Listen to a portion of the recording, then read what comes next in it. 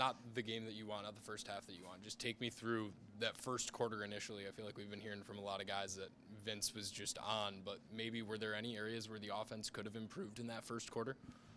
Yeah, I mean, I think there's always, room for improvement every game. I think, even how great of a game the Bandits played today, I don't think they played a perfect game, so I think, that's what everyone strives to do, but it's almost impossible to do, right? So I definitely think there was, areas of improvement for us, maybe just a little better spacing. I think the big thing is capitalizing on those opportunities. Obviously, like you said, Vince played great, and he's a great goaltender. That's what you expect on him night in, night out, just like Hartley. But at the same time, we made his life a little easier, I think, with some of our shot placement as well as, missing the net on some good opportunities. So, I think the biggest thing was, obviously in that first quarter, like you said, was it's a playoff atmosphere, so it's intense. One, two, it's in, a tough place to play. So, it just took a little bit, I think, for us to settle in, and, that was the start.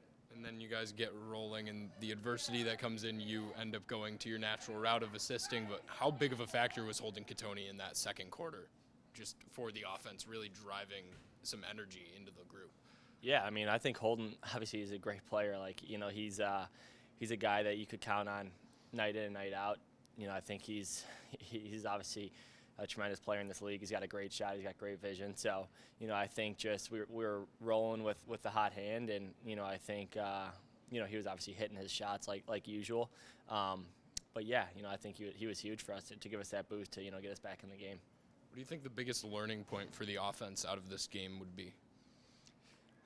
I think there's obviously a lot of learning points that come out of this game. I think the biggest one is I think it's staying composed. I think we when we were in those runs, obviously we were getting on a high note, but then I think when they were going on their runs, we were getting into our lulls. We kind of got, I wouldn't say flat, but just weren't the same offense we were obviously when we were going on those runs. So I think just the consistency. Could be better, and that could have, resulted in a different outcome tonight. How did it feel to have this Bandits-Rochester rivalry carry over into the NLL playoffs this year? Yeah, I think it was, it was awesome. I think, just being in the playoffs in general is obviously a really tough thing to do.